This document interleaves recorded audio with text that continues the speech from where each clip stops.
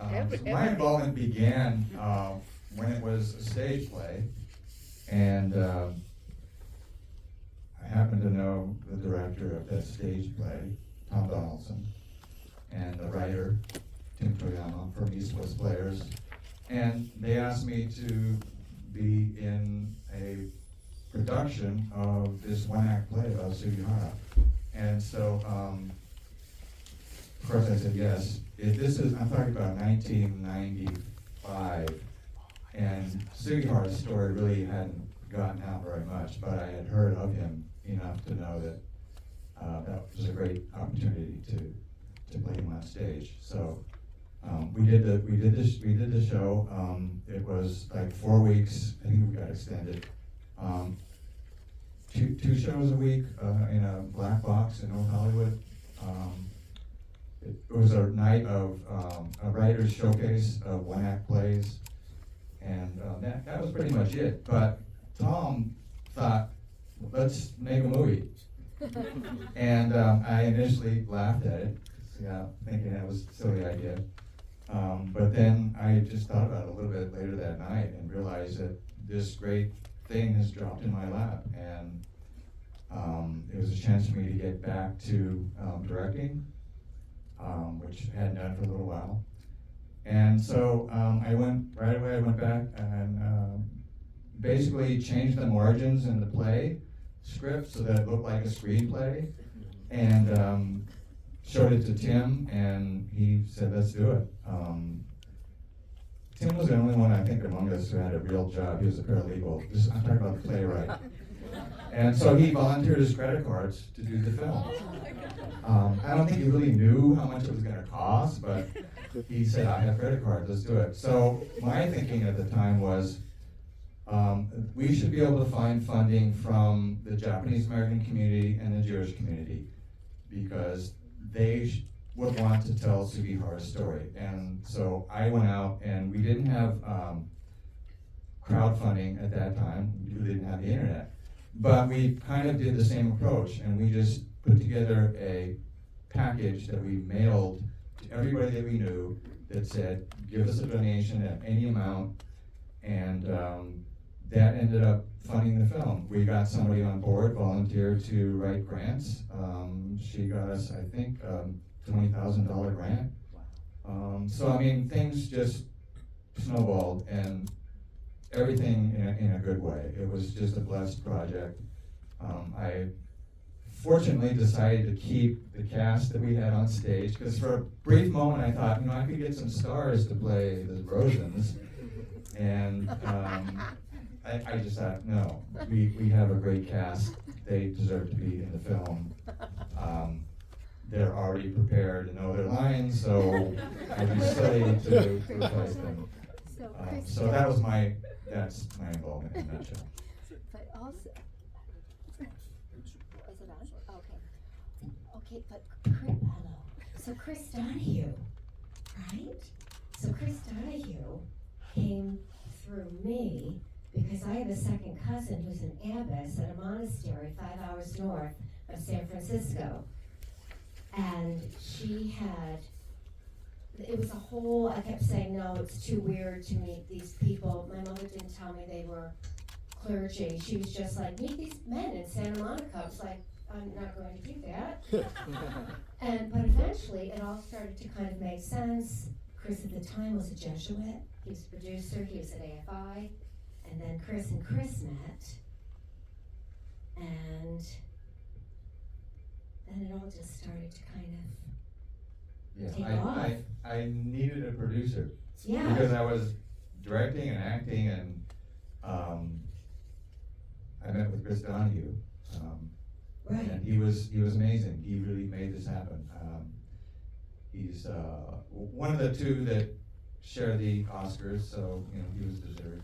But it was through Diana that I met this great producer. And it's not every day that you win an Oscar for the film that you're doing. He brought it. Oh, he brought it. Yes. I was wondering why it's not. You get to take a picture. So this is something that I like to do, which is Pass this around. Oh, Wow. So, just take it and pass it Take it around. home though. This is heavy.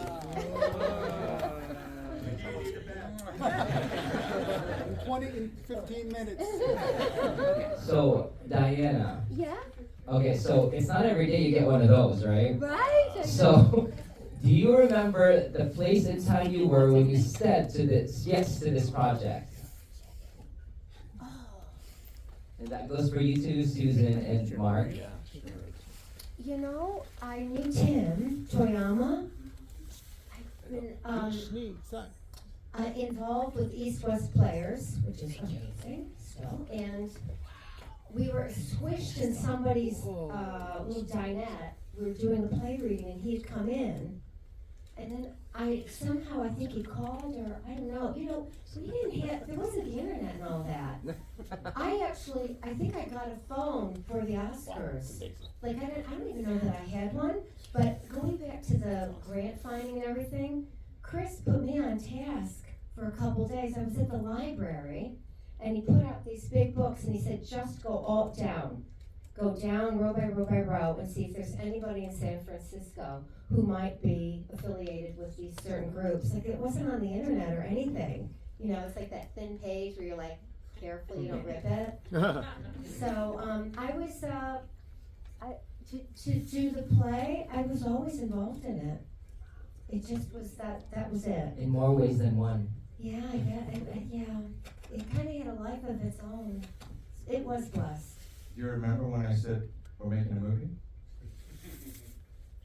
I don't think I did. You know. And no one knew what it was going to become. So No, you just kind of were like, oh, okay, you know. Hope that turns into something.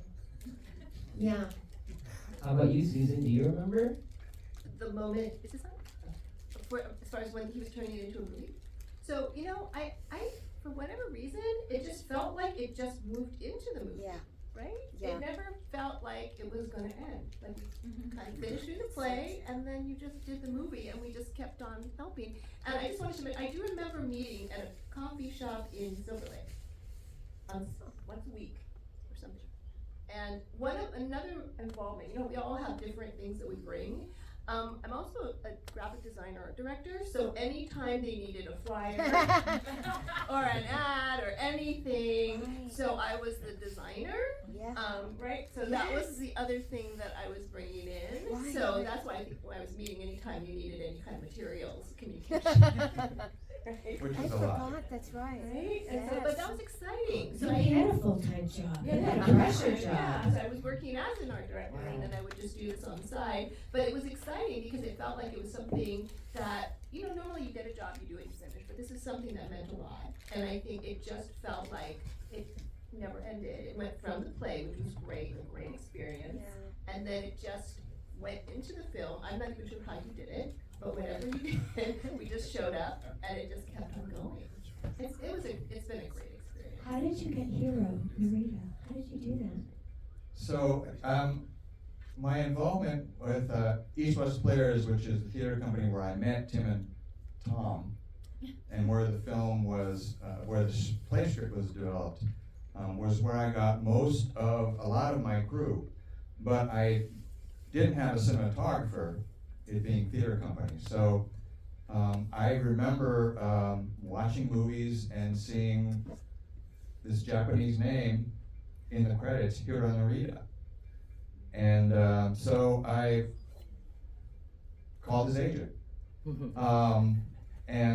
His agent wanted to know if we were going to pay him, and you know, they didn't promise anything, but they forwarded the script. And Hiro called me and said, I'd like to be involved with your project.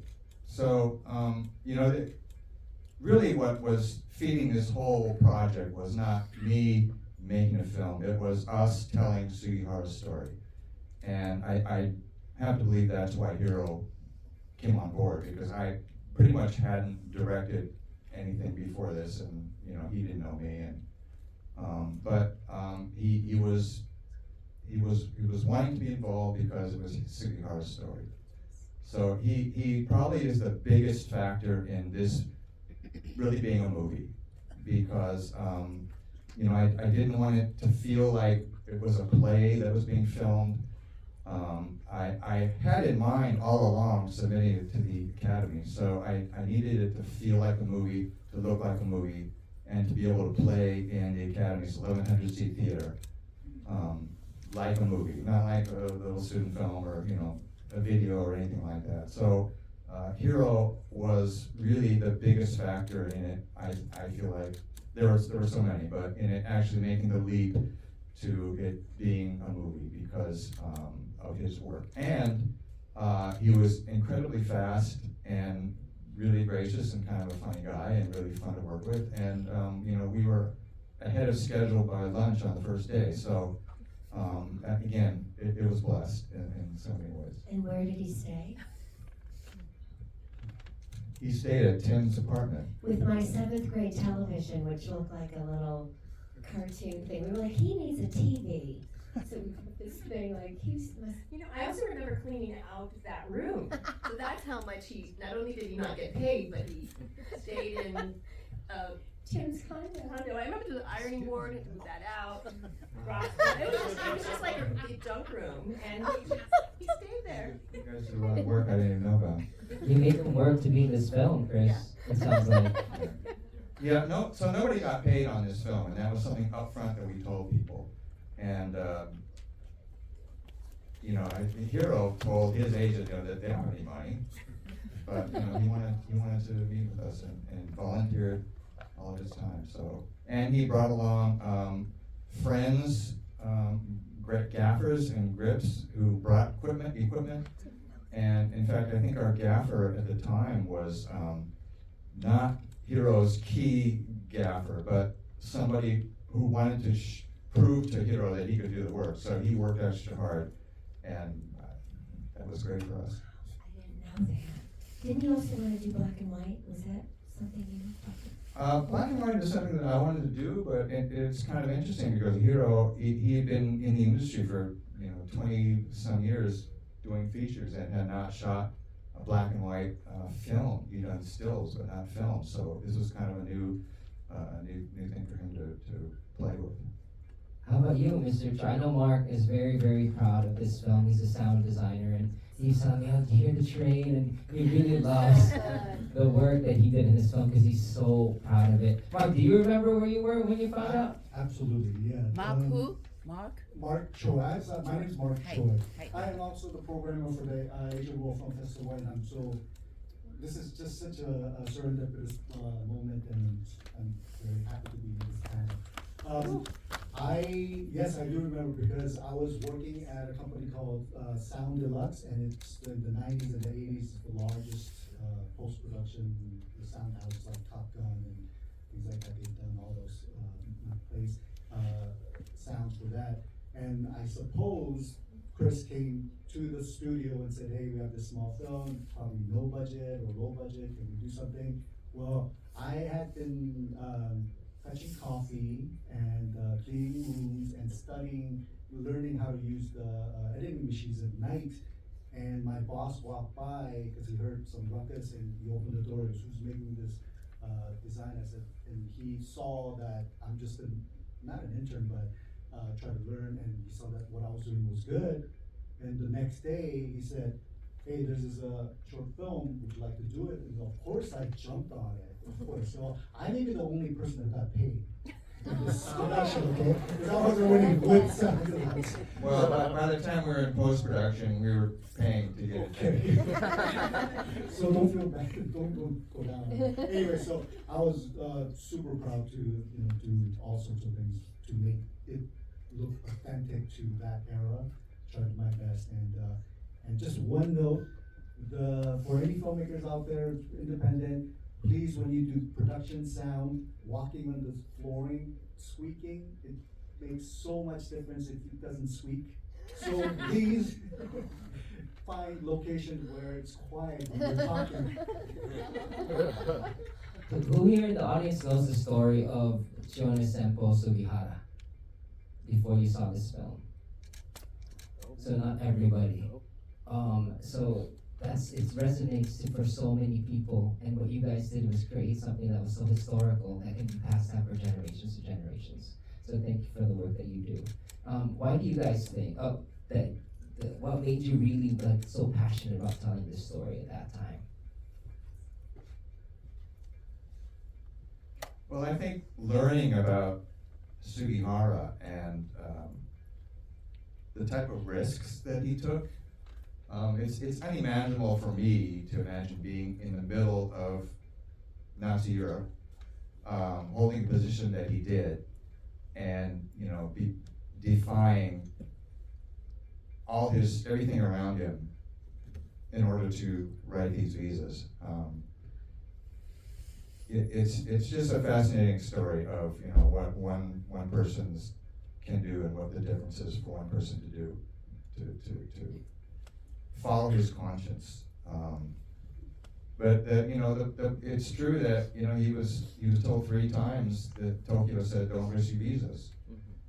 So he had a talk with his wife and said I have to do this. So it's just a fascinating story. The opportunity to do that in a short film means it was doable.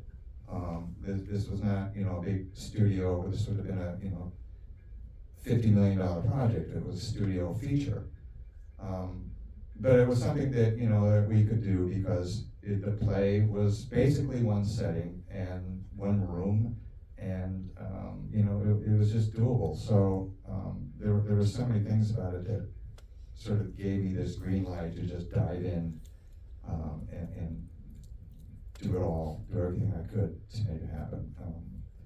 It's harder for me to get to that point now for some reason, to have this sort of blind faith in projects, and maybe that just has to do with being younger. I'm sure that if this thing came by, my way now, I would find some excuse not to do it. But it was, the timing was right. The people that I knew were enough to get me into a position where I would start asking people like Hiro and be able to be with him and say, this is what we have, this is what it is, here's a script, and for him to say yes. So there were just, there were so many things that followed once I decided to do it. So I knew it was sort of a good decision at that time. So from 1997 all the way to 2023, thank you guys so much for reminding us that despite the darkness, there are still truly good people in this world. Yeah. And so let's give them a round of applause. And please give back his Oscar. I would like to say a couple of things. For if you're nostalgic, I have some DVDs I can sell that have great bonus features. The film is available to stream on Vimeo, to rent or to buy, so you can share it with family over the holidays. And thank you all for coming. Please spread the word about the film. And I want to thank Naoyuki, who's standing here, who it was at his festival where Mark Choi came up to me and said, "Are you Chris Tashima?" And I looked at him and didn't have any idea who he was. Then he said, "I'm Mark Choi," and I knew immediately he was a supervising sound editor, because it was kind of cool, because Mark was one of the few Asian Americans that I was able to bring on board while we were doing this film. And Mark really did a lot. He came in one day with this very interesting idea of sort of a collage of sound effects for this one sequence, which we didn't end up using, but I really appreciate his effort to just go out on a limb and do something creative with the sound. And the sound is something that is so important, yet if it's really good, you never notice it. So that it's something I really appreciate every time I see the film and hear the film. And so thank you, Mark.